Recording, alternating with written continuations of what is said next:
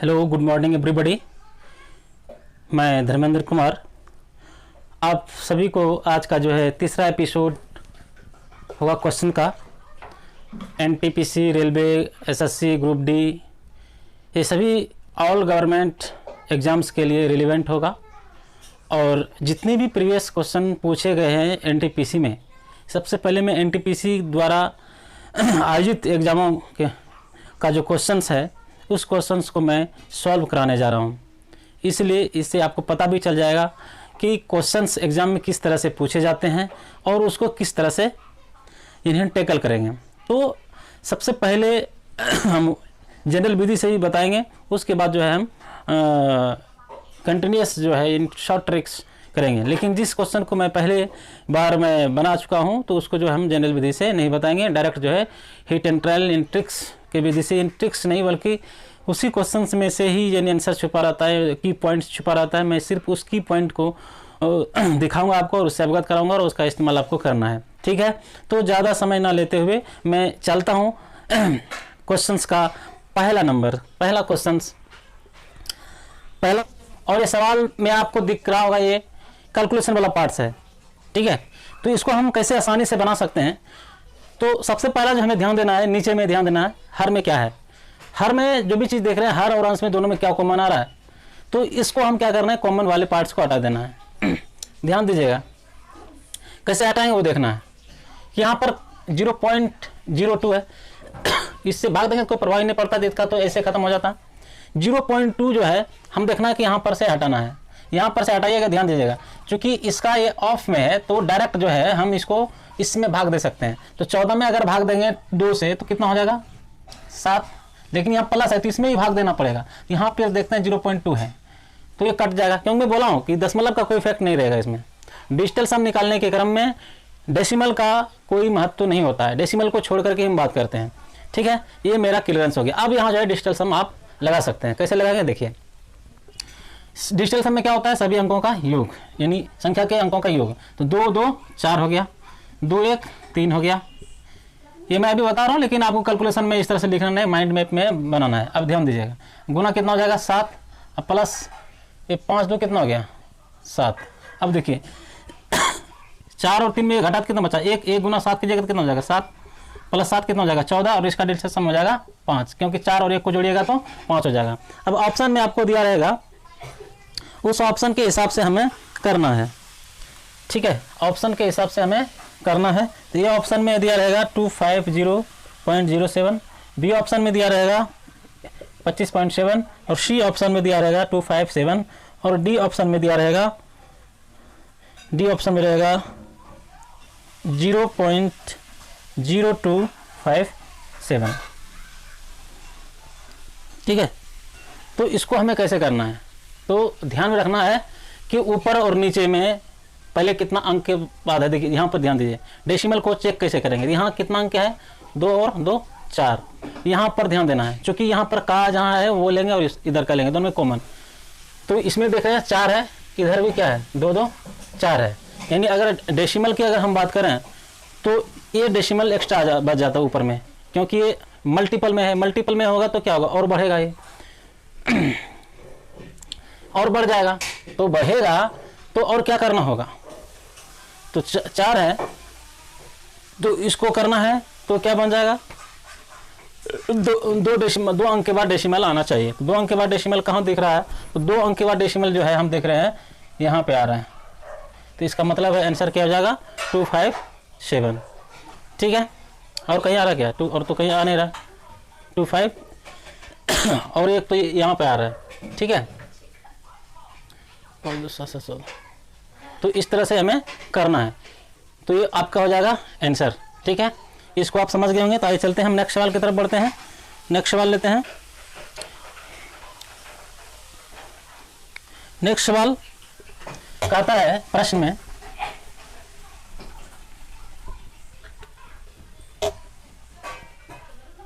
.0144 इसका मान निकालना। जबकि ऑप्शन में दिया हुआ है ए का मान दिया हुआ है 0.12, बी का मान दिया हुआ है 0.012, और सी का मान दिया हुआ है 1.2, और डी का मान दिया हुआ है 0.001 2।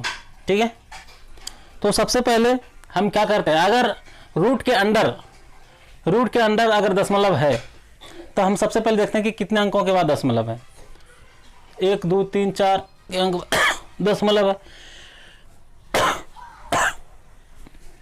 सॉरी। तो अब इसको क्या करना है, अब इसको करना है ये, इसको करना है ये कि सबसे पहले इसको दशमलव के बदले में देखिए, ध्यान दीजिए, यहां पर अगर हम लिख सकते हैं 144 बाय इतना लिख सकते हैं ना। अब इसको हम आसानी से 144 का वर्गमूल निकाल सकते हैं। 144 का वर्गमूल कितना होता है, 12। और मैं बताया हूं कि नीचे जो है जब भी यानी डबल डिजिट में है, 1 2 3 4 है तो इसका आधा कितना हो जाएगा, 2, यानी 100 से क्या हो जाएगा, देखिए 2 शून्य से हम क्या करें, इसका निकल जाएगा इन वर्गमूल, यानी इसका वर्गमूल कितना होगा, 100। अब इसको भाग दीजिएगा तो कितने अंकों के बाद दशमलव आएगा, 2 अंकों के बाद दशमलव आया। तो ये 0.12 जो हुआ, ये कहाँ है 0.12, वो चीज़ आपको देखना है। तो ऑप्शन नंबर ए में आपको 0.12 दिख रहा है और कहीं पर आपको नहीं दिख रहा है, यहाँ पर 0.012 है, ये नहीं होगा, ये नहीं होगा, ये नहीं होगा। ठीक है, इस सवाल को आप इस तरह से बना सकते हैं। तो नेक्स्ट सवाल की तरफ चलते हैं ना। नेक्स्ट सवाल है दूसरा सवाल, इसको रब कर लेते हैं।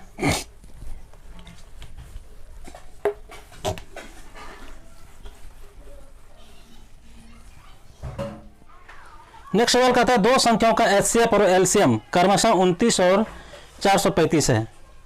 देखिए प्रश्न 2 में जो कि आपके स्क्रीन पर दिख रहा होगा, कह रहा है कि एचसीएफ और एलसीएम जो है वो दिया हुआ है, कितना है, एचसीएफ जो है 29 है और एलसीएम जो है 435 है। और बता रहा है कि एक संख्या, यदि एक संख्या मान लिया जाए, एक संख्या जो है दिया हुआ है, कितना है 145, तो कहता है दूसरी संख्या क्या होगा, दूसरी संख्या में निकालना है। तो ध्यान दीजिएगा इस सवाल को किस तरह से हमें टैकल करना है। ऑप्शन पर लिख देता हूं आपको, क्योंकि बिना ऑप्शन में फिर आप गड़बड़ा जाएंगे। देखिए ए नंबर ऑप्शन में जो है आपको दिख रहा होगा 58, बी नंबर ऑप्शन में 87 और सी ऑप्शन नंबर में है 29 और डी नंबर ऑप्शन में है 23। ठीक है, अब इसका खेल खत्म हो गया। देखिए अगर ऐसा सवाल आए तो आपको क्या करना है। तो इस तरह के सवाल में एचसीएफ, एलसीएम और एक संख्या दूसरी संख्या, तो इसका सूत्र ही होता है, क्या सूत्र होता है, इस चीज़ को ध्यान में रखेगा। यहीं से मैं निकाला हूँ शॉर्टकट, लॉ 100 गुना मौ 100 बराबर पहली संख्या, ये जो कि आप लोग भी जानते हैं, पहली संख्या गुना दूसरी संख्या। ठीक है, अब यहाँ पहली संख्या दिया हुआ है, यानी एक संख्या दिया हुआ, पहली संख्या दिया हुआ है, पहली संख्या दिया हुआ कितना 145। तो अगर हम क्या करते थे, तो इसमें इसको इसी तरह बनाते थे हम जनरल विधि से कि लॉ 100 कितना है 29 435, इन्हें एचसीएफ गुना एलसीएम 435 और दूसरी संख्या निकालना होता था तो पहली संख्या से क्या करते थे, डिवाइड कर देते थे। ध्यान दीजिएगा, पहली संख्या से डिवाइड देते, पहली संख्या कितना 145 है। ठीक है, तो ये दूसरी संख्या क्या होगा, निकली जाएगा बराबर दूसरी संख्या।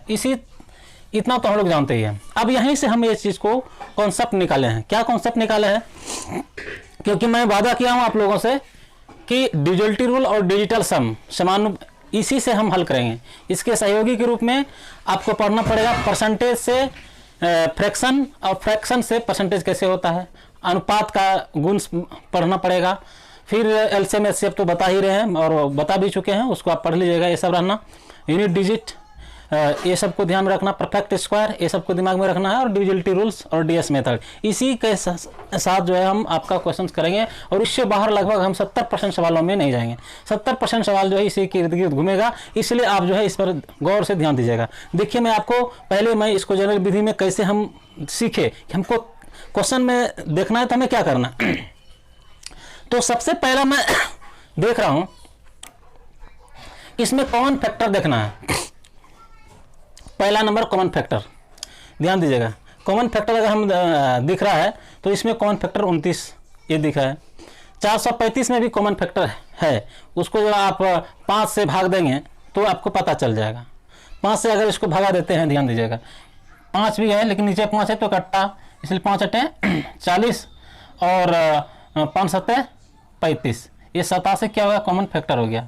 ठीक है, लेकिन हम इतना दूर तक नहीं जाएंगे, इतना अगर हम जानते हैं, क्योंकि ये डिविजिबिलिटी रूल इसमें इसलिए नहीं लगा रहे हैं कि देखिए पहले तो नंबर आ जाता है इससे भी, लेकिन हम इसको नहीं करेंगे। अब देखेंगे कि अगर एक स्टेप आप बढ़ सकते हैं तो यहाँ 87 हो गया और ये भी प्राइम फैक्टर है। प्राइम फैक्टर में उस प्राइम फैक्टर का यूज करना है जिसका सबसे बड़ा हो। सबसे बड़ा प्राइम फैक्टर में इसमें अगर हम बात करते हैं, जैसे 5 से इसमें कटाएंगे तो 5 दूना 10 और 5 45, तो ये तो कट जाता है, तो बचता क्या है, सबसे बड़ा जो कॉमन फैक्टर होता है ना, कॉमन फैक्टर नहीं उसको बोलेंगे, जो हम बोल रहे हैं कि इसमें प्राइम नंबर जो हमारा निकला सबसे बड़ा कौन है, 87, तो 87 से जो डिविजिबल होगा वही आंसर होगा। तो और हम देख रहे हैं 87 से डिविजिबल जो है वो एक ही है, और वो कौन है, ऑप्शन नंबर बी। तो इस तरीके से बना सकते हैं, लेकिन अब हमें इसको डिजिटल सम लगाना है। क्या लगाना है, डिजिटल सम। डिजिटल सम लगाने के लिए मैं इसी मेथड पर डायरेक्ट अथी करूंगा। ठीक है, मेरे माइंड में क्या सेट चलेगा वो चीज़ ध्यान देना है। पहला ध्यान देना है, इतना तो हम जानते हैं कि दूसरी संख्या को जब निकालेंगे और सूत्र में ये पहली संख्या गुना दूसरी संख्या, तो ऑब्वियसली सी बात है कि पहली संख्या से क्या करना होगा, पहली संख्या से जो है वो भाग देना पड़ेगा। तब तो हम जान गए कि नीचे जो है होगा, हरों में जो होगा वो पहली संख्या का डिजिट रहेगा, और पहली संख्या का डिजिट को पहले चेक कर लेना। डिजिटल सम लगाने के लिए सबसे पहले जो आपको चेक करना ये पड़ता है कि हर में कहीं तो 3 का मल्टीपल तो नहीं है, 3 6 9 तो नहीं है, ये चीज़ ध्यान रखना। अगर 3 6 9 रहता है तो सबसे पहले उसको सॉर्ट आउट करना पड़ता है। तो हम एक बार देख लेते हैं, 5 4 9 1 10। देखो ये माइंड में बता रहा हूँ, इस पर कोई ध्यान नहीं देना, ये तो मैंने सीख लिया। मैंने ये सीखा कि एचसीएफ और एलसीएम हमेशा मल्टीपल में रहेगा, करेक्ट। दूसरा मैंने क्या सीखा कि पहली संख्या निकालना, पहली संख्या दिया है दूसरी संख्या नहीं दिया है, दूसरी संख्या निकालना, जिसका निकालना तो उसके मल्टीपल में कौन रहता है, पहली संख्या। तो ऑब्वियसली बात है कि पहली संख्या से क्या करना है, गुना करना है। तो पहली संख्या से जब हम गुना करेंगे तो ऑब्वियसली बात है, पहली संख्या से जब हम डिवाइड करेंगे, पहली संख्या से जब हम डिवाइड करेंगे तो हमें क्या मिलेगा, नीचे 3 6 9 का भी मल्टीपल मिल सकता है। तो सबसे पहले उसको हम सॉर्ट आउट करेंगे। तो अब आ गया पिक्चर क्लीन। तो ऐसे सवाल जितने भी आएंगे तो सबसे पहले हम क्या करेंगे, ध्यान दीजिए, यहीं पर हम जानते हैं इस दोनों का मल्टीपल होता है। तो 9 2 11, 11 का डिजिटल सम कितना होता है, 2। फिर अब चलिए यहाँ का इसका डिजिटल सम हो गया 2, 4 3 7 5 12, 12 का डिजिटल सम होता है 3। अब इन दोनों को गुना करेंगे तो कितना हो जाएगा, 6 हो जाएगा, 6 हो जाएगा। और इससे हम क्या करते हैं, डिवाइड, 5 4 9 1 10, 10 का डिजिटल सम होता है कितना, 10 का डिजिटल सम होता है 1। 1 से जब आप भाग देंगे इसमें कितना हो जाएगा, डीएस 6 हो जाएगा, यानी पूरे का डीएस 6 हो जाता है, डीएस 6 हो जाता है। अब इसमें हम डीएस जब 6 निकल गया तो हम चेक कर लेंगे ऑप्शन में जिसका डीएस 6 आएगा वही आंसर होगा। ध्यान दीजिए, 8 5 13, 13 को हम क्या लिख सकते हैं, इसका डिजिटल सम आता है 8 5 13 मतलब 4, 8 7 15 116, इसका डिजिटल सम होता है 6, इसका 9 2 11, इसका 2 3 2 5। तो मैंने क्या देखा, किसका डिजिटल सम 6 के करीब है, 6 है, तो ये है ऑप्शन नंबर बी, इसलिए करेक्ट आंसर बी होगा। तो आगे जो सवाल करना है तो हमें ये चीज़ पर ध्यान नहीं देना है, आपको दिमाग में इमेज करके रखना है कि एलसीएफ और एचसीएफ मल्टीपल में होता है, और पहली संख्या निकालना है तो दूसरी संख्या वाला दिया रहेगा तो उससे भाग दे देना है। और जिससे आप भाग देने जा रहे हैं तो दिमाग में पहले से करना है कि पहली संख्या निकालना है तो दूसरी संख्या को ही हम देख लेंगे कि वो 3 6 9 का मल्टीपल है या नहीं है। अगर पहली संख्या निकालना है दूसरी संख्या निकालना है तो पहली संख्या का हम देख लेंगे कि वो मल्टीपल तो नहीं है 3 का। 3 के मल्टीपल को जानने के लिए आपके पास नियम मौजूद है कि तीनों अंक, सभी अंकों का क्या करेंगे, जोड़ देंगे। अगर वो 3 से डिवाइड हो जाता है तो ऑब्वियसली सी बात है कि वो 3 से डिवाइड होगा। 9 से डिवाइड का नियम बता चुका हूँ, और 6 से जो डिवाइड होने वाला हो 3 से भी डिवाइड होता है, इसलिए उसका जो अंकों का योग होगा वो 3 से डिविजिबल होगा। तो ये तो हम पहचानने के नियम आपको बता चुका हूँ पहले भी। तो इस तरीके से आपको हल करना है। तो आइए चलते हैं बस आज नेक्स्ट सवाल की तरफ। ये तीसरा सवाल था हमारे ख्याल से। अब जो है नेक्स्ट सवाल की तरफ अगर हम बढ़ते हैं, देखिए फिर आ गया उसी टाइप का, शायद मैं लिख दिया थोड़ा सा मिस्टेक से, लेकिन फिर भी जो नहीं थोड़ा सा अंतर है उसको देख लेना है। चलिए आइए चलते हैं दूसरा, जो कि आपकी स्क्रीन पर शायद आ चुका होगा। ठीक है, कहता है कि दो संख्याओं का गुणनफल जो है, दो संख्याओं का गुणनफल 20 28 तथा लॉस जो है इतना है, तो उनका मौसों क्या होगा। ठीक है, दो संख्या दिया हुआ है, दो संख्या का गुणनफल, सॉरी, दो संख्या का गुणनफल कितना दिया हुआ है? 20 और 28। एलसीएम दिया हुआ है, एलसीएम दिया हुआ कितना? 39, और एचसीएफ दिया हुआ है कितना? ये तो निकालना ही है, ठीक है। सैम उसका विपरीत है, सैम विपरीत है। क्या था वहां पर? सूत्र होता है, हम लोग जानते हैं कि पहली संख्या गुना दूसरी संख्या बराबर लॉ 100 गुना मौ 100, ठीक है। इसी को आप उल्टा भी लिख सकते हैं, लॉ 100 गुना मौ 100 बटे लॉ 100 गुना मौ 100 बराबर पहली संख्या गुना दूसरी संख्या। देखिए, दो संख्याओं का गुणनफल, मतलब दो संख्याओं का गुणनफल का मतलब यह है कि इसमें पहली भी संख्या है और दूसरी संख्या, दोनों संख्याओं का गुणनफल का ही ये रिजल्ट है, इतना, ठीक है। तो सॉरी,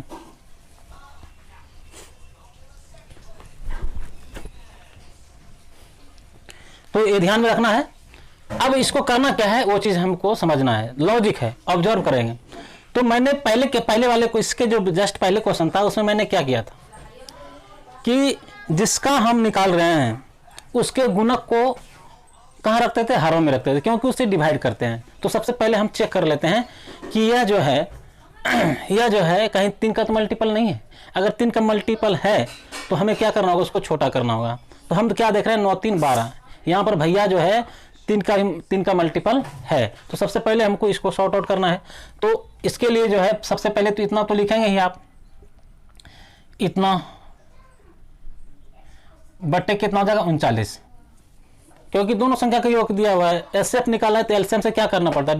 डिवाइड करना है, यानी अगर एचसीएफ बराबर निकालना है तो इतना। अब ध्यान दें, हम चूंकि यहाँ पर देख लें कि 3 9 12 होता है, 3 का मल्टीपल है, इसलिए 3 से इसको डिवाइड करेंगे। 3 से जब आप इसको डिवाइड करेंगे तो कितना हो जाएगा? 13।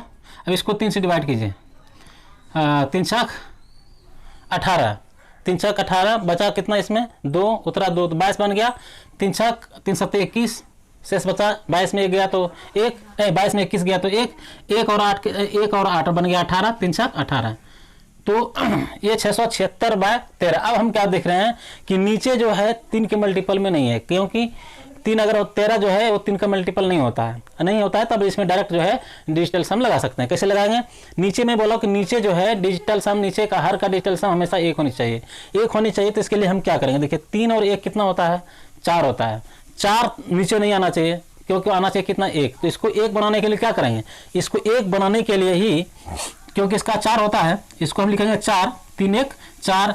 इसको डिजिटल सम में बदलने, इकाई को बदलने में क्या करना? 7 से गुना करना पड़ेगा। इसका मतलब है कि 7 से यहाँ भी गुना करना पड़ेगा, ठीक है। अब इसलिए बात है, तब ये क्या, इसका काउंटिंग ही अब नहीं होगा, ठीक है। अब ऊपर वाला से ही काम चला लेंगे। कैसे काम चलाएंगे वो देख लीजिए। देखिए 6 7 13 6 19, 19 का डिजिटल सम कितना होता है? 1 गुना 7 करेंगे कितना हो जाएगा? 7। तो हमारा डीएस कितना निकल गया? 7। अब ऑप्शन में हमें देखना है। देखिए ऑप्शन जो आपके पास दिया रहेगा इस तरह से दिया रहेगा। ए नंबर में दिया रहेगा 32, बी नंबर में दिया रहेगा 54, बी नंबर में दिया है इसमें 34, और सी नंबर में आप देखिए 54 होगा, और डी नंबर में ऑप्शन देखे होंगे 52 है, ठीक है। अब देखिए, अब डिजिटल सम जिसका 7 होगा वही आंसर होगा। अब देखिए यहाँ पर गड़बड़ कहाँ हो रहा है?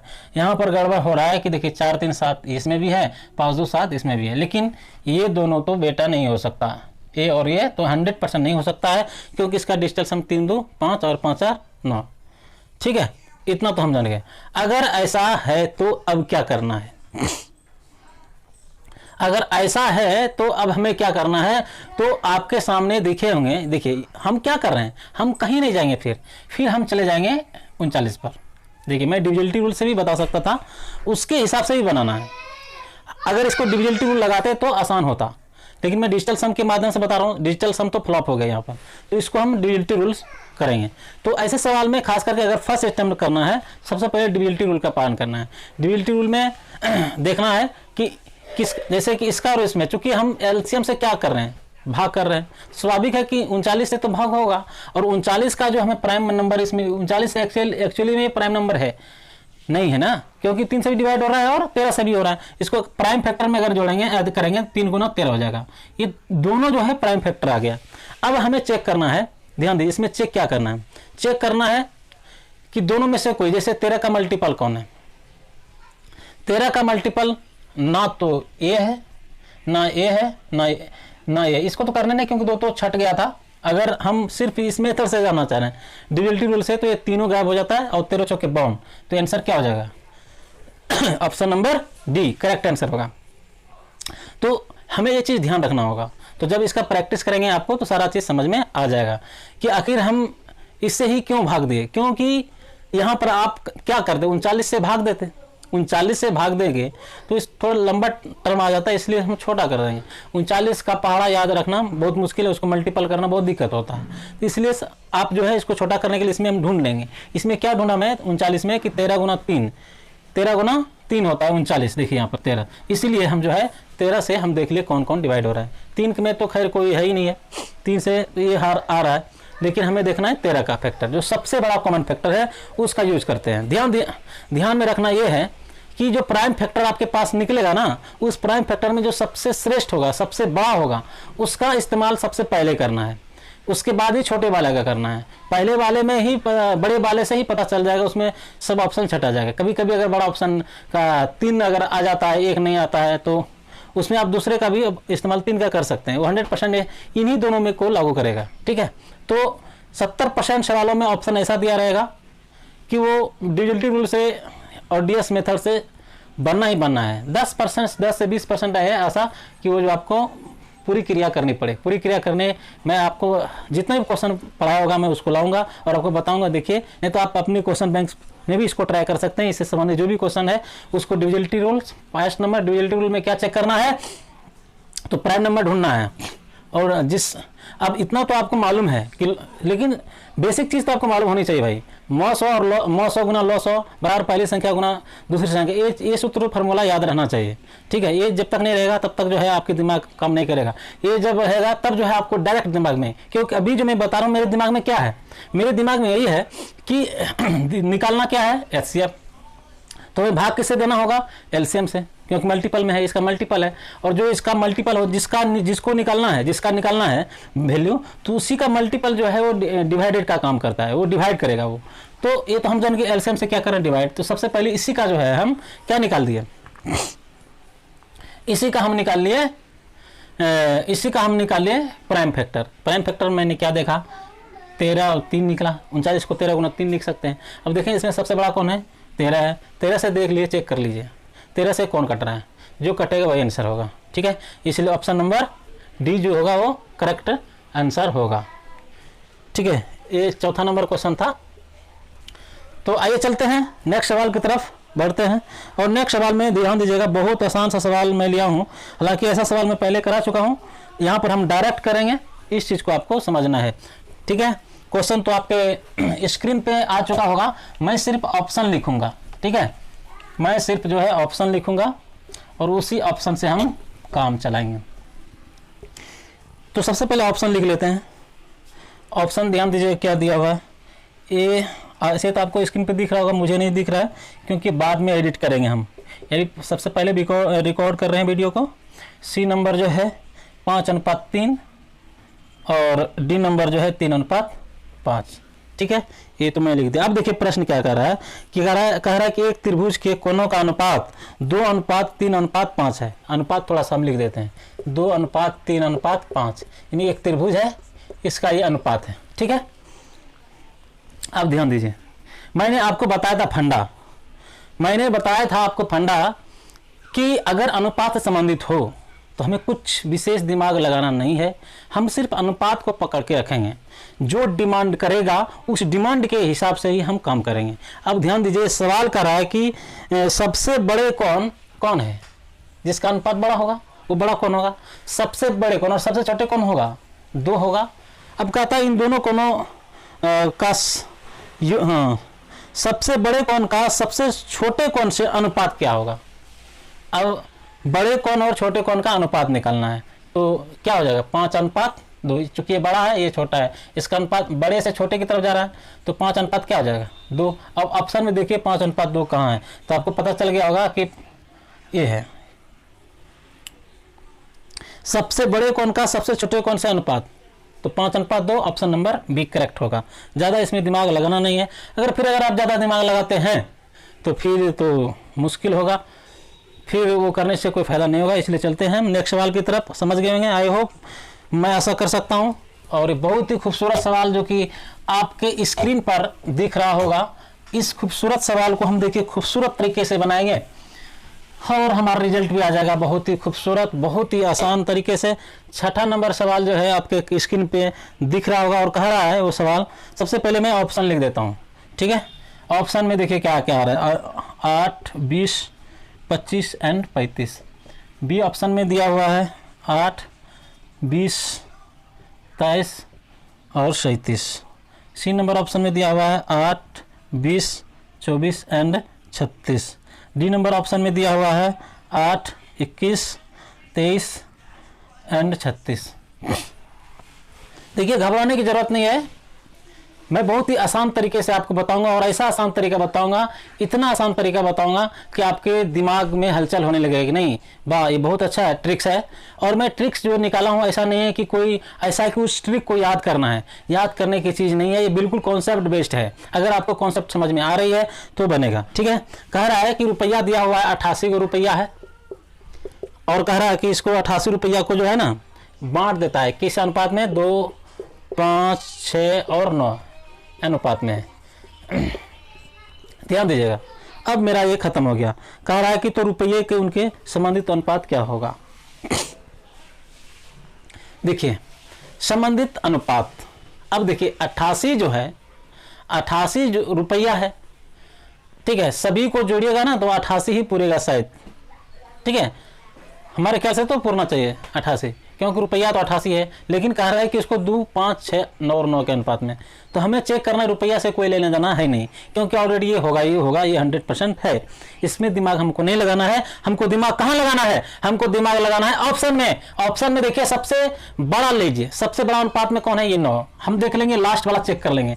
लास्ट वाला चेक करते हैं कि 9 से जो है कौन कौन डिविजिबल है। तो आपको पता चला, तो ये दोनों तो बेटा कट गया पहले ही, ये दोनों जो है कट गया, क्योंकि 9 चौक 36 होता है, जब 35 से यहाँ 37 है, ये तो खत्म हो गया।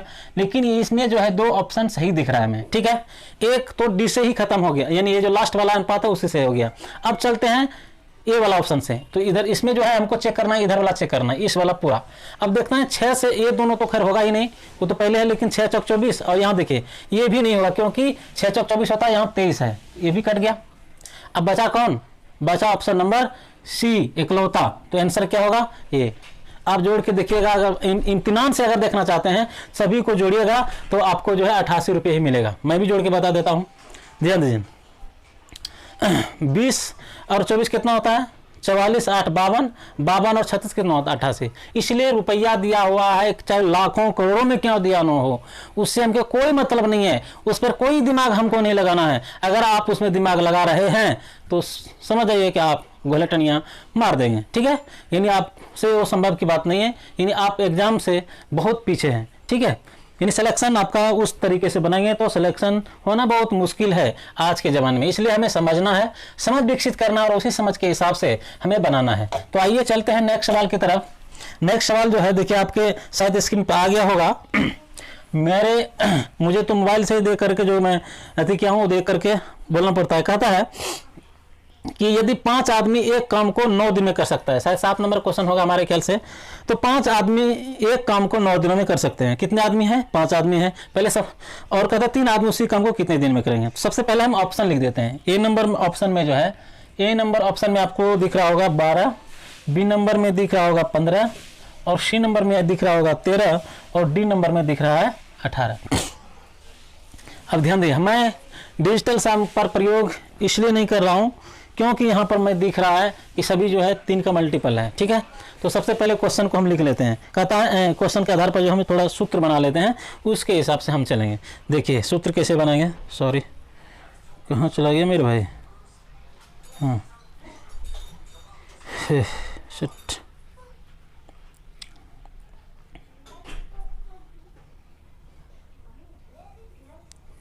कहता है 5 आदमी एक काम को, 5 आदमी जो है एक काम को कितने दिन में करता है, 9 दिन में।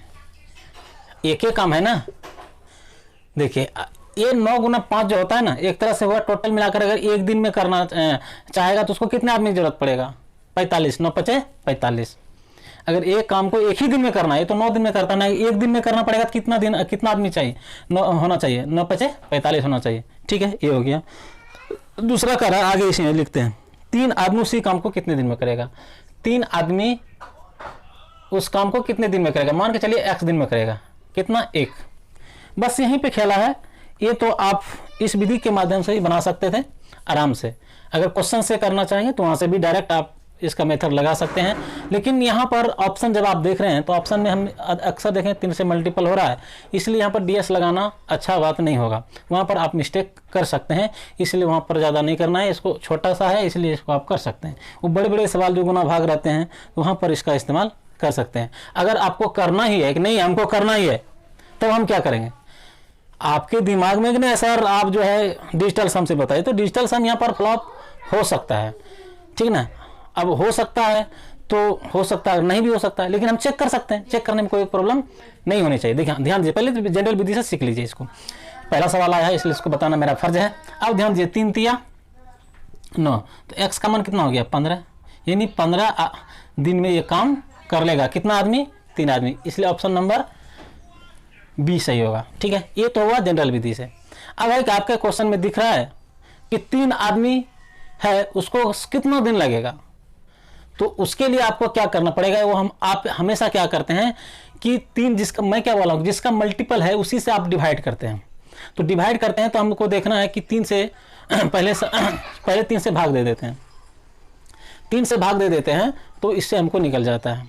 ठीक है, इसीलिए यहाँ पर डिजिटल सम अगर डायरेक्ट लगाते ना तो यहाँ पर आप फ्लॉप कर जाते हैं। क्योंकि देखिए ये 5 3 8, 5 3 8 15, उस समय अगर इसको 3 से लेकर करते तो आपको प्रॉब्लम होती।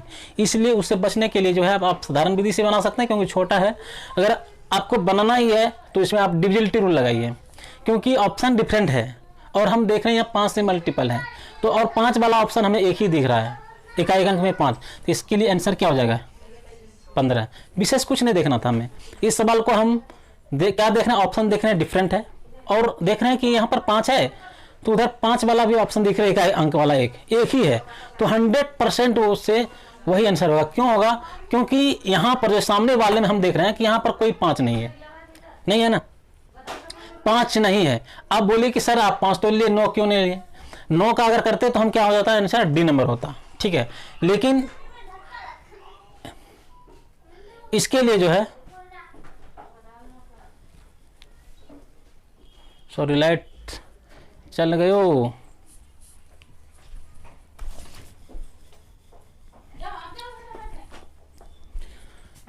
चलिए देखते हैं, लाइट तो चला गया है, अंधेरे में काम चलाना पड़ रहा है। तो इस तरीके से हमें करना है। 9 से इसलिए नहीं करेंगे क्योंकि यहाँ पर है। इस 9 को करने के लिए सबसे पहले हम क्या ध्यान देते हैं? सामने वाले जिसे हम भाग दे रहे हैं उससे तो कहीं नहीं कट रहा है, तो हम देखें 9 जो है वो 3 से कट रहा है। सबसे पहले इसको कटा देना है। अगर कटा दे तो बचा कितना? 3। अब जो है 3 का मल्टीपल कर सकते हैं। 3 का मल्टीपल करेंगे तो ये भी कटता है, ये भी कट जाता है, ये कट जाता है। उसमें उस स्थिति में आप फंस जाएंगे। ठीक है, इसलिए जहाँ जिस तरह से मौका मिले उस तरह से आपको बनाना है। मैं तीनों मेथड बता दिया। डिजिटल सम का भी प्रयोग यहाँ पर कर सकते हैं आप, इतना हो जाने के बाद कर सकते हैं। तो 5 या 15, 15 का डिजिटल सम 6 होता है, और 6 का डिजिटल सम जो एक ही एकलौता है, कौन? B number option. तो मैं ये जान करके कि आप लोगों ये सीख गए होंगे, इसलिए हम नेक्स्ट सवाल की तरफ बढ़ते हैं। और वो नेक्स्ट सवाल जो है बहुत ही अच्छा सवाल है, बहुत ही खूबसूरत सवाल है। आपको खूबसूरत सवालों से ही दर्शन होंगे हमारे पास, और वो क्वेश्चन होंगे जो कि एग्जाम में पूछे जा चुके हैं, वही सवाल मैं आपको करा रहा हूँ। ठीक है, तो ये जानकर खुशी होगी कि बहुत ही अच्छे अच्छे क्वेश्चन मिलेंगे आपको। देखिए, कहता है कि एक तेल के टैंक को भरने में 15 मिनट लगते हैं। एक टैंक है, मान के लिए ये जो है एक टैंक है, इसको भरने में कितना लगता है? 15 मिनट लगता है। 15 मिनट भरने में लगता है। फिर कह रहा है कि खाली करने में जो है दूसरा टैंक जो निकासी पंप है, बी टैंक जो है निकासी है, निकासी वाला पंप है, और ये 30 मिनट में खाली कर सकता है। 30 मिनट में खाली करने वाला, ये दो ही है। तो कहता है यदि यह निकास पाइप खुला रहता है तो इस टैंक को पूरी तरह से भरने में कितना समय लगेगा। सबसे पहले मैं ऑप्शन यहाँ लिख दे रहा हूँ। ए ऑप्शन में 20 मिनट है, बी नंबर में जो है 25 मिनट है, और सी नंबर में जो है 30 मिनट है, और डी नंबर में जो है 40 मिनट है। ठीक है, तो बस अगर खाली करने और भरने वाला दोनों आ जाए तो एक पॉजिटिव है और एक नेगेटिव है। अगर एक पॉजिटिव को एक नेगेटिव के साथ मल्टीपल करते हैं तो आपको आंसर जो आता है हमेशा नेगेटिव आता है, हमेशा नेगेटिव आता है। इसीलिए जो है हमें क्या करना है, यहाँ पर नेगेटिव वाला सूत्र लगाना है, यानी इन दोनों का तो गुणनफल करना ही करना है। इसके लिए जो सूत्र है तो आप जानते हैं ए गुना बी और ए माइनस बी। इसी सूत्र पर हम इसको जो है लिखेंगे। भरने में लगा यानी भरने में लगा समय, टंकी को भरने में लगा समय, भरने में टंकी को भरने में लगा समय। तो ए कितना है 15, बी कितना है 30, और अंतर करना है 30 माइनस 15, तो कितना हो जाएगा 15 गुना 30। अब बाय कितना हो जाएगा 15, ये 15 कट गया, बचा क्या आंसर 30 मिनट। ये तो वह ट्रिक्स एंड बेसिक्स जो कि आपको याद रखनी चाहिए। अब ये हमें बनाना है कॉन्सेप्ट से, कॉन्सेप्ट से भी बन सकता है। अब कॉन्सेप्ट से कैसे बन सकता है वो चीज़ आप ध्यान रखिए। हम क्या ध्यान रखेंगे कि ये 15 और 30 ये दोनों मल्टीपल में आता है। ठीक है, 15 और 30 जो है वो मल्टीपल आता है। इसमें भी 15 है, इसमें भी 15, दो 15 है, और इसको अंतर करेंगे जो भी होगा तो एक तो बचेगा। ठीक है, तो इसके लिए हमें क्या करना है, 15 से जो डिवाइड हो रहा है वो ऑप्शन हमें चेक कर लेना है। जब 15 से अगर ऑप्शन ही चेक करना था हमको, 15 से चेक करना था, तो 15 से जो डिवाइड होगा वो आंसर होगा सी। ये नहीं होगा, ये नहीं होगा, ये नहीं होगा। तो आप बोल सकते हैं कि सर ये आप पहले क्यों नहीं किए। तो पहले मैं आपको बता दिया हूँ कि मैं पहले इसलिए नहीं करता हूँ ताकि बच्चे को समझ में नहीं आया कि कहाँ से किया। तो मैं सबसे पहले आपको बताता हूँ बेसिक्स। ये बेसिक्स मेथड है, ये बेसिक से भी बना सकते हैं, लेकिन इसी बेसिक से हम डिविजिबिलिटी रूल पैदा करते हैं। अब डिविजिबिलिटी रूल कैसे पैदा किया मैंने वो आप ध्यान देखिए। यहाँ 15 गुना 15 है। ठीक है, तो हम क्या देख रहे हैं, चूंकि 5 भी ले सकते थे, लेकिन 5 इसलिए नहीं लिया क्योंकि सभी जो है 5 से डिवाइड हो रहा है, इसलिए वो 5 वाला फंडा नहीं चलेगा। दूसरा फंडा आप यहाँ पर ये ले सकते थे कि सर यहाँ पर 30 है तो इसको हम लिख सकते हैं, प्राइम फैक्टर तोड़ेंगे तो 10 गुना 3, और इसको तोड़ेंगे तो कितना हो जाएगा 3 गुना 5। तो हम प्राइम फैक्टर का भी प्रयोग कर सकते थे, चूंकि नीचे का भी हमको देखना है। नीचे का अगर आप देखना है तो अंतर कितना है 15 का, इसमें 3 जो है 5 गुना 3 लिख सकते थे, 1 3 तो कट जाता। इसीलिए जो है मैंने इसको डायरेक्ट विधि से बनाया, इसमें कोई दिक्कत नहीं है। लेकिन हम इसको फैक्टर को लगा सकते थे डायरेक्ट, 5 दिया 15 से हम डिवाइड कर सकते थे आराम से, क्योंकि 15 से डिवाइड होने वाला 1 के अलावा और कोई हमें नहीं दिख रहा है। तो ये भी सवाल जो है इस तरह से टेकल करना है। मैं ये जान करके कि सवाल भी आपको समझ में आ गया होगा। अगर नहीं आया है तो आप रिवाइज करके इस क्वेश्चन को एक बार और देख लीजिए, तो आपको सारी समझ में आ जाएगा। उसके बावजूद भी अगर कोई डाउट रहता है तो आप कमेंट बॉक्स में इसी टाइप का जो क्वेश्चन दूसरा आप भेजिए। मैं उसको जो है नेक्स्ट क्लास में जब भी हम वीडियो रिकॉर्ड यानी 1 सप्ताह के अंदर ही जो है वो सवाल का जो है यानी वीडियो हम बना देंगे। ठीक है, ऐसे तो 7 दिन लगेगा नहीं, यानी मिनिमम में बोला, अधिकतम बोला कि 7 दिन, ऐसे तो 2 या तीसरा दिन आपको वीडियो में इंक्लूड में मिल जाएगा। ठीक है, तो आई होप कि इसको आप समझ गए होंगे। तो मैं चलता हूँ नेक्स्ट सवाल की तरफ। नेक्स्ट सवाल की तरफ चलते हैं, और बहुत ही खूबसूरत सवाल आ रहा है। उस खूबसूरत सवाल के साथ जो हम एंट्री करेंगे और खूबसूरत आंसर आपको मिलेगा। इस खूबसूरत से तो हर इंसान का लगाव होता है, हर खूबसूरत चीज़ को जो है लोग पसंद करते हैं। ठीक उसी तरह से मैं आप लोगों को खूबसूरत सवाल भी लाएंगे और खूबसूरत उसका आंसर भी होगा। और मैं ये जानता हूँ कि खूबसूरत से आपका भी लगाव होगा और हर इंसान का लगाव होता है, क्योंकि खूबसूरत चीज़ ही यानी दिल और दिमाग को क्या करता है, आरामदायक होता है। इसलिए चलते हैं, एक नई खूबसूरती को नज़रअंदाज ना करते हुए उसको देखना है। तो सवाल आपकी स्क्रीन पर तो आ गया होगा हमारे ख्याल से। तो कह रहा है कि पी तथा क्यू की चाल का अनुपात 3:4 है। चाल का अनुपात दिया हुआ है, कितना है 3:4। ठीक है, कहते हैं यदि 4 घंटे में 4 घंटे में 320 किलोमीटर दूरी तय करती है, तो पी की चाल क्या होगी? ध्यान दीजिए, 4 घंटे में 320 किलोमीटर तय करता है, ठीक है। फिर कहता है पी की चाल ज्ञात कीजिए। ये पी है और ये क्यू है, अनुपात है, ठीक है। यही बस क्वेश्चन है और यहीं पर जो है इसको हम रख देते हैं। अब इससे हम समझ जाएंगे किसका निकालना है, पी की चाल। पी की चाल बराबर वाट। हम ऑप्शन नंबर 1 पहले लिख देता हूं ताकि फिर बाद में हमको ना लिखने पड़े। तो ये ऑप्शन में ध्यान दीजिएगा, ए ऑप्शन में 80 किलोमीटर प्रति घंटा, बी ऑप्शन में है 60 किलोमीटर प्रति घंटा और सी ऑप्शन में है यानी 40 किलोमीटर प्रति घंटा और डी ऑप्शन में है यानी 50 किलोमीटर प्रति घंटा, ठीक है। चलिए आपका काम हो गया। अब इसी से हम करेंगे। ध्यान दीजिएगा, हमको बोला है पी की चाल निकालना, ठीक है। तो ऑलरेडी मैं बता चुका हूं कि अनुपात में अगर कोई चीज़ दिया हो तो उसका वैल्यू हमेशा ही अनुपात में ही होगा, चाहे कुछ भी उसको होने दे, ठीक है। तो मेरे साथ में सवाल है ये चाल समय दूरी का, लेकिन यहाँ पर मेथड यूज कौन सा कर रहे हैं हम, अनुपात वाला। अनुपात में ध्यान दीजिए 3:4 है, पी का हमें निकालना है। पी का जो जितना भी रिजल्ट आएगा वो हमेशा जो है वो 3 के ही अनुपात में होगा, यानी 3 का अनुपात का मतलब है कि वो 3 से डिविजिबल होगा। तो अब देख लीजिए ऑप्शन में कौन 3 से डिवाइड हो रहा है। 3 से 80 करता है क्या? नहीं करता है। 3 से 40 करता है क्या? नहीं करता है। 3 से 50 करता है क्या? नहीं करता है। लेकिन 3 से जो है 60 कट जाता है, इसलिए ऑप्शन नंबर जो है बी करेक्ट आंसर होगा। हम ज़्यादा दिमाग नहीं लगाए। ज़्यादा दिमाग हम इसलिए नहीं लगाए क्योंकि हमारे पास जो है दिए वाला था पहला अनुपात में। अगर अनुपात में दिया रहे तो समझिए कि 70% जो है आपका समस्या सॉल्व हो चुका है। 30% में कभी कभी ये फ्लॉप कर जाता है, तो फिर जो है आपको नेक्स्ट स्टेप उठाना है। लेकिन अगर इस तरह का सवाल आए तो सबसे पहले जो है हम यही चेक करना है, ठीक है। तो इसको मद्देनजर रखते हुए हमें काम करना है। तो इसको आप समझ गए होंगे। अगर जनरल विधि से बनाएंगे तो बहुत सारा समय आप यानी खपत होगा और उससे जो है आप एग्जाम क्लियर नहीं कर सकते हैं। अब हमें अगर इसको करना था तो क्या करते, पीक चाल बराबर क्या होता है? चाल बराबर होता है दूरी बटे समय। पी की चाल अगर निकालना है तो चाल गुना समय होता है। और क्वेश्चन में जो दिया हुआ है 4 घंटे में कौन तय कर रहा है?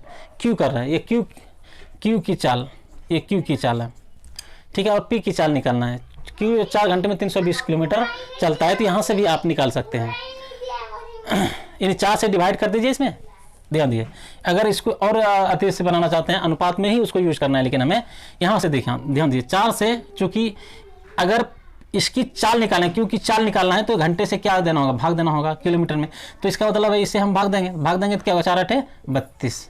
अब ध्यान दीजिएगा, यहीं से अब बन जाता है ये किसका चाल निकला है? क्यू की चाल निकला है ना, क्यू की चाल।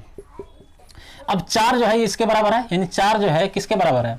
4 जो है 80 के बराबर है, तो 3 किसके बराबर हो जाएगा? व्हाट? अब इतना जानते हैं, चाहे एंटी क्लॉक वाइज करें या क्लॉक वाइज करें, वो एक दूसरे को डिवाइड करता है। तो हम देख रहे हैं 4 से कटा दिए 20, और 20 तक कितना हो गया? 60, यानी x का मान कितना हो गया? 60। और x कौन है? x जो है वो पी की चाल है। तो इसकी किलोमीटर प्रति घंटा कितना हो गया? 60 किलोमीटर प्रति घंटे। इस तरह से भी आप बना सकते हैं। उसके अलावे भी जाएंगे तो और वो लेंदी प्रोसेस है, आपको मानना पड़ेगा। तो इसका x है तो 3x कीजिएगा, 4x कीजिएगा, फिर बहुत सारा उसमें करना पड़ेगा, इसलिए उतना करना नहीं है। डायरेक्ट जो है आपको इस्तेमाल यहीं से उठा लेना है।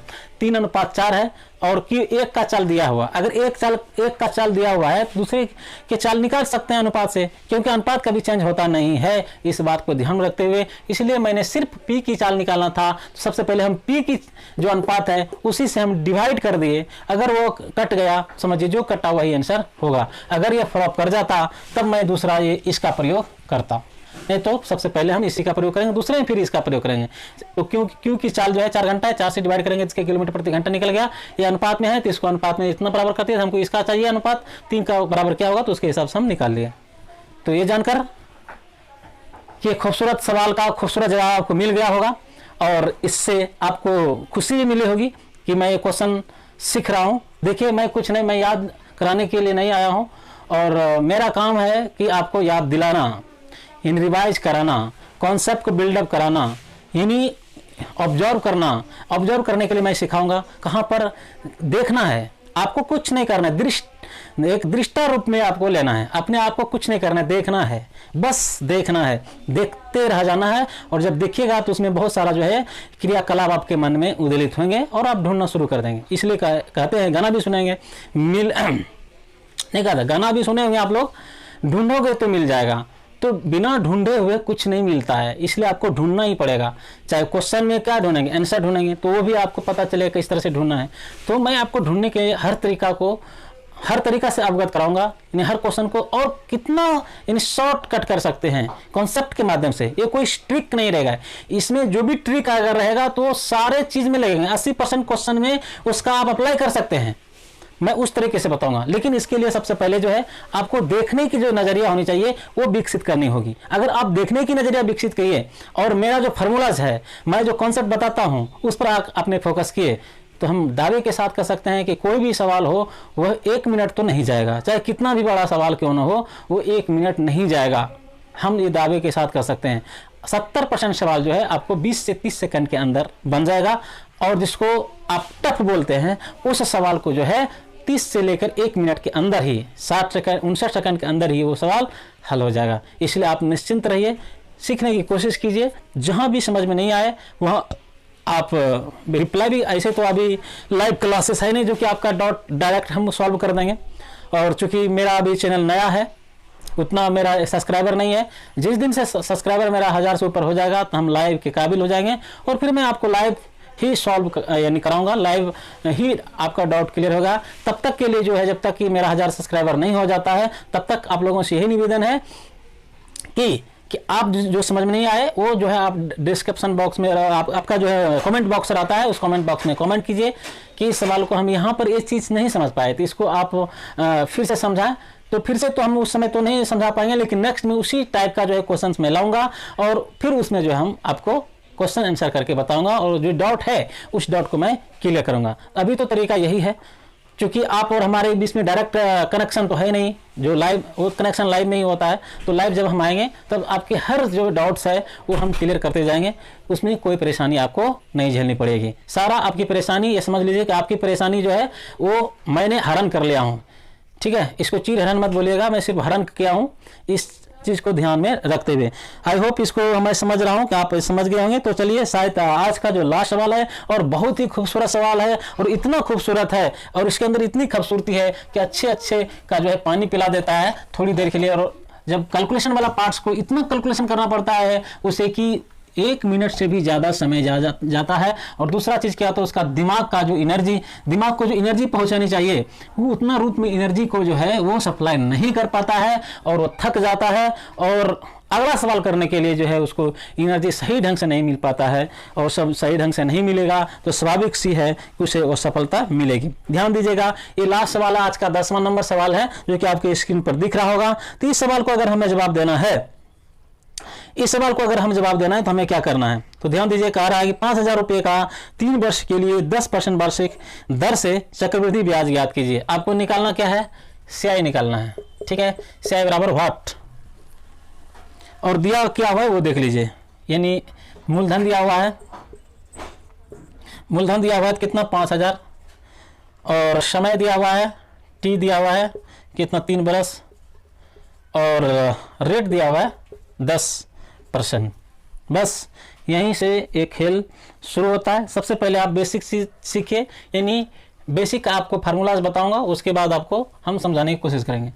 चलिए CI बराबर सूत्र आप लोग पढ़े ही होंगे। क्या आप पढ़े होंगे, CI बराबर सूत्र होता है मूलधन गुना 1 प्लस दर बटे 100 और -1, ऐसा सवाल आया होगा। और इस पर जो है पावर लिख देते हैं, पावर n होता था, n का मतलब या t, इसको लिख सकते हैं यहाँ t यानी समय। ऐसा सूत्र आप किए होंगे, इसी सूत्र के आधार पर जो है हम निकालेंगे। पहला जनरल विधि से ही हम यहीं से हम कॉन्सेप्ट बिल्डअप करेंगे, यहीं से हम सीखेंगे कि किससे डिविजिबिलिटी रूल्स यहीं से हम सीखेंगे, डिजिटल सम भी जो है हम यहीं से सीखेंगे। कोई कहीं से नहीं आता है, बस मेन जो है बेसिक वहीं से सारा चीज़ का उत्पन्न होता है और उसी चीज़ को हमें समझना है। तो आइए चलते हैं, इसको समझने की कोशिश करते हैं। ध्यान दीजिएगा, ये मूलधन है। पहला नंबर मैंने क्या देखा, मूलधन या मल्टीपल के रूप में है। CI का जो भी रिजल्ट आएगा वो मूलधन से रिलेटेड ही होगा। तो मूलधन में जो हमें देखना है कौन सा प्राइम नंबर है वो चीज़ देखना है, ठीक है, अगर डिविजिबिलिटी रूल लगाना है। दूसरा है कि अब अंदर की बात जो है, पहले अंदर की क्रिया को करना है। तो अंदर की क्रिया अगर आप करना चाह रहे हैं तो तब आपको डिजिटल सम ही करना बेहतर होगा। अब ध्यान दीजिएगा कैसे होगा। अब इतना तो जानते हैं डिजिटल सम में 100 का उतना फर्क नहीं पड़ता है। जब 100 का फर्क नहीं पड़ता है तो अगर डिजिटल सम का प्रयोग करेंगे तो ये 100 क्या हो जाएगा, हट जाएगा। यानी इसका हम यूज देखिए, मैं ये जान करके आप डिजिटल सम लगा रहे हैं तो डिजिटल सम लगाएंगे तो ये क्या हो जाएगा, खत्म हो जाएगा। और ध्यान दीजिएगा दर कितना, मूलधन कितना है 5000 गुना 1 प्लस दर कितना है 10। मैं बोला हूँ परसेंटेज का कोई काउंटिंग नहीं होता है, उसको हम नहीं काउंटिंग करना। समय कितना है 3 माइनस कितना है 1, यही है ना। अब ध्यान दीजिएगा 10 1 11, 11 को जो है आप क्या कर सकते हैं, जिसका डिजिटल सम कितना होता है 11 का 2, और जब 2 डिजिटल सम आ जाता है तो 2 का क्यूब करेंगे, इसका डिजिटल सम ध्यान दीजिए 2 और 2 का क्यूब हो जाएगा, क्यूब है तो 2 दूना 4 दूना 8, 8 में अगर इसको अंतर कर देंगे, घटा देंगे तो कितना हो जाएगा 7। इसको लिख सकते हैं 5000 गुना 7। ये जो 7 है अभी इससे क्या हो जाएगा, देखिए ये 0 का तो कोई मीनिंग ही नहीं रहता है। 7 5 35, 35 का डिजिटल सम कितना होता है 8। तो ऑप्शन में जो भी आपको दिख रहा होगा, ऑप्शन में जो भी जिसका भी डिजिटल सम 8 होगा वो पहले हम ऑप्शन लिख लेते हैं। अब चूंकि मैं ऑप्शन लिखना भूल गया तो ए नंबर ऑप्शन में जो है वो 1655 है, और बी नंबर ऑप्शन में जो है 1500 है, सी नंबर ऑप्शन में जो है 1600 है, और डी नंबर ऑप्शन में जो है 1800 है। ठीक है, तो हम क्या देखें कि डिजिटल सम किसका 8 हो रहा है, 8 जिसका होगा वही आंसर होगा। 5 5 10 6 16 1 17, 17 का डिजिटल सम कितना होता है 17 का डिजिटल सम 8 होता है, इसलिए आंसर क्या होगा ए नंबर। इसको करते हैं 5 1 6, ये नहीं होगा। ये 8 1 9 नहीं होगा। 6 1 7, ये भी नहीं होगा। ये तो हो गया आपका डिजिटल सम के मुताबिक। ठीक है, ये डिजिटल सम के मुताबिक हुआ है। अब जो हमें करना है वो चीज़ ध्यान में रखना है। अगर आपको ऑप्शन से ही चेक करना है, ध्यान दीजिएगा हम मूलधन का जो प्रयोग क्यों नहीं किए डिविजिबिलिटी रूल में, क्योंकि ऑप्शन में हम क्या देख रहे हैं सब जो है 0 लास्ट में है, डबल 0 है, 5 है, तो इसका मतलब है कि ये जो है ना 5 से डिविजिबल होगा ही होगा, इसलिए इसका कोई मीनिंग्स नहीं रह जाता है। अगर हमको करना ही है तो हमको करना क्या है, ये चीज़ ध्यान रखिए।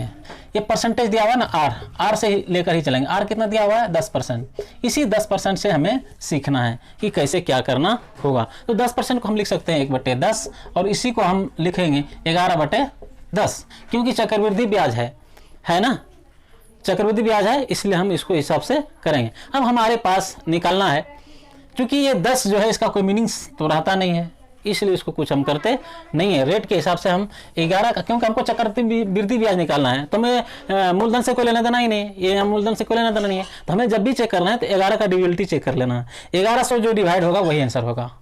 अब ध्यान दीजिए, हालांकि यहाँ पर तो 11/3 लिखते थे, 11/10 पर पावर 3, तो 3 बार गुना करेंगे। 11 गुना 11, अगर करना है 1 से 121 गुना 11 की जगह 1331 होगा, इस तरह से करना है, उससे हमको बचना होगा। हम देख लिए यहीं पर परसेंटेज से निकाल लिए कि 10% को हम फ्रैक्शन में 1/10 लिख सकते हैं। और 1/10 कैसे आया तो आप जानिए कि परसेंटेज को क्या किया मैंने, यानी इसको परसेंटेज को क्या लिख सकते हैं 10 गुना 1/100, 0 कर दिया तो 1/10 आ गया, तो 11/10। तो हमें चेक कर लेना है 11 का डिविजिबिलिटी कौन है। तो आप चेक करेंगे ना तो 11 से जो डिविजिबिलिटी, ध्यान दीजिएगा 11 है, शायद हो सकता है ये कटे, अगर नहीं भी कटे तो फिर उधर चेक कर लेना। लेकिन अगर ये फ्लॉप भी कर जाता है तो दूसरा ऑप्शन आपके पास डिजिटल सम है, अगर नहीं है तो फिर तो प्रॉब्लम हो जाएगी। तो आपका साधारण ब्याज कितना निकल गया, आपका CI जो निकल गया आपका चक्रवृद्धि ब्याज, वो निकल गया आपका ऑप्शन नंबर ए, यानी 1655। तो ये भी लगा करके देख सकते हैं। अगर वो भी नहीं है तो अगर हाँ 21 से होता है, 21 से गुना करना है 121, उससे भी नहीं होता, उसको गुना करेंगे 1331। तो 1331 में हम क्या देख रहे हैं, इसको 3 बार गुना करेंगे तो आपको 20 तक का जो है यानी क्यूब भी याद रखना है। क्यूब अगर याद है तो आप यहाँ पर निकाल सकते थे कि 11 गुना 11 121, 121 गुना 11 1331। 1331 में जो है हमको क्या करना, 10 गुना 10 100 गुना 10,000, यानी 1000 घटा देना है। 1331 में जब आप 1000 घटा देंगे तो बचेगा क्या 331, लेकिन वो थोड़ा लॉन्ग फॉर्म में जाएगा, इसलिए उसका यूज हमें नहीं करना है। हमें ऐसे सवाल को दिमाग में बैठा लेना है कि इसमें डिजिटल सम ही लगाना है, और सबसे आसान ऐसे सब सवालों में डिजिटल सम ही है। इसके अलावा आप तभी यानी इंडिविजुअलिटी रूल्स फॉलो करेगा, ध्यान रखिएगा, डिविजिबिलिटी रूल्स तभी आपका फॉलो करेगा जब मूलधन का जो है, जब आप कॉमन फैक्टर में आ जाए, यानी कॉमन नहीं बल्कि उसको प्राइम में तोड़े। इसको तोड़ने के बाद प्राइम में आए, 2-4 प्राइम में आ जाए, कम से कम 2 प्राइम में अगर आ रहा हो तो उस प्राइम नंबर का डिविजिबिलिटी रूल करके आप निकाल सकते हैं। ठीक है, यहाँ पर अगर 5000 को हम तोड़ेंगे तो हमें क्या करना होगा? 5000 को तोड़ेंगे तो पहला नंबर तो 5 गुना लिखेंगे ना, 1000। 1000 को क्या लिख सकते हैं? 5 गुना 2500 का 100 यानी 40 गुना, यानी इस तरह लिख सकते हैं, ये लिख सकते हैं ना। और अब यहाँ पर ध्यान ये देना है कि कैसे होगा मेरे भाई। यहाँ पर आप देखिए डिविजिबिलिटी रूल में तो 4 से मैं बोला हूँ, 4-5 से कोई मीनिंग होता नहीं है, इसलिए इसका यूज नहीं करना है। इसलिए ये सबसे बेटर होगा कि जैसे भी आप चक्रवृद्धि से संबंधित, ब्याज से संबंधित कोई सवाल आए तो बेधड़क जो है आप डिजिटल सम का प्रयोग कर सकते हैं आराम से। शॉर्ट करने के लिए मैं बता ही दिया हूँ, यहाँ नीचे जो है कुछ लिखना नहीं, यानी शॉर्टकट में हम कैसे बनाते हैं एग्जाम में मैं वो बता रहा हूँ। सॉरी किधर गया रफ करने वाला, देखिए मैं इसको अगर मिटा देता हूँ, इसको मिटा देता हूँ, ध्यान दीजिए लास्ट वाले, इसमें समय तो लगेगा ही और बहुत ही कीमती सवाल है, खूबसूरत सवाल है, इसलिए आप लोगों को खूबसूरत आंसर भी हमें देना होगा। तो देखिए मैं एग्जाम में क्या करता, मैं तो सबसे पहले इसको डीएस से ही करता। कैसे करता? तो मेरे दिमाग में ये पहले से फिट रहता है। क्या फिट रहता है, कैसे फिट रहता है वो मैं बता रहा हूँ। यहाँ देखिए 1 प्लस दर है, दर में क्या करेंगे, क्या है, 1 जोड़ा है, तो 10 में 1 क्या मेरे दिमाग में पहले से फिट है, 10 जोड़ 1 11, 11 का डिजिटल सम क्या होता है, कितना, 2, और 2 पर कितना पावर, समय कितना दिया हुआ है, यहाँ पे देखिए आपके पास समय रहेगा, 2 का क्यूब कर देना, 2 दूना 4 दूना 8, हमें 1 घटाना पड़ता था तो ये घटाना है, 8 में 1 घट गया 7, फिर ये जो 7 जो है ये 5 से गुना कर देंगे, 7 × 5 = 35 का डिजिटल सम कितना होता है, 8, हम चेक कर लेंगे किसका डिजिटल सम 8 होता है। बस इस तरीके से आपको सरल तरीके से आपको आ जाएगा। क्योंकि ध्यान दीजिए ये सभी मल्टीपल के रूप में, ऐसा क्यों मैंने किया, क्योंकि ये मूलधन और ये सभी मल्टीपल के रूप में ही दिख रहा है ना, ये इनका क्रिया करेंगे तो इससे मल्टीपल करना पड़ेगा, तो मैंने तो वही किया, मल्टीपल ही किया, उसका डिजिटल सम निकाल दिया, आराम से आपका आंसर आ जाएगा 1655 रुपये। ठीक है, आई होप आज यहीं तक क्लास रखते हैं, फिर नेक्स्ट सेक्शन में मिलेंगे। अगर मेरे सवालों से अगर आप खुश हैं, यानी जवाबों से खुश हैं, मैं जो पढ़ाने का तरीका है ये आपके दिमाग में सहज तरीके से अगर आ रहा होगा, मस्ती आ रहा होगा पढ़ने में, तो भाई आप लोगों से रिक्वेस्ट है कि अगर आपको कुछ भी फायदा हो रहा है इससे, तो आप एक तो शेयर बनता है, मैं कुछ विशेष मांग नहीं रहा हूँ, आप शेयर कीजिए, ताकि वह शेयर करने से ये फायदा होगा कि आपका जो सगे संबंधी, आप किसको शेयर करें, किसी व्हाट्सएप ग्रुप में, वो वैसे ग्रुप में आप शेयर करेंगे जो बंदा उसमें रिलेटिव है पढ़ने से। अगर आप उस बंदे को आप शेयर कर रहे हैं जो कि पढ़ाई से उसे कोई लेना देना नहीं है, तो शेयर करने का कोई मतलब नहीं है। तो आप जहां भी शेयर करें, जो बंदा पढ़ने वाला है, जो कुछ ना कुछ वो पढ़ाई से रिलेटिव है उसका, उसको आप उस ग्रुप में आप इसको शेयर कर सकते हैं। दूसरा नंबर कि जो सगे संबंधी जो पढ़ने वाला है उसको भी आप यानी डायरेक्टली यानी रूप से आप उसको बोल सकते हैं कि भैया ये चैनल है, इस चैनल में जाकर के जो आप देखिए मैं तो आपको अच्छा समझ में आएगा। ठीक है, ये भी कर सकते हैं। ये तो बात रही शेयर करने के पहले जो है आपको क्या करना है, लाइक करो या ना करो, ठीक ना, सब्सक्राइब जरूर कर लेना, क्योंकि सब्सक्राइब करने से क्या होगा कि व्यूज तो बात व्यूज तो आप देखेंगे तो व्यूज बढ़ेगा ही, ये सब्सक्राइब करने से क्या होगा, मेरा सब्सक्राइबर बढ़ेगा। और मैं टारगेट क्या हूँ कि 1000 जिस दिन आ जाएगा उस दिन मैं लाइव आऊँगा, और लाइव से ही हम क्वेश्चन आपको सॉल्व, अगर आप हमको लाइव देखना चाहते हैं तो 1000 सब्सक्राइब तो आपको करना होगा, चाहे आप लोग कैसे भी करो, जिस तरह से करो, चाहे व्हाट्सएप में सेंड करो ग्रुप में या टेलीग्राम के ग्रुप में सेंड करो, तो जहाँ भी आप करेंगे तो वैसे ग्रुप में करेंगे जो कि पढ़ाई से रिलेशन है।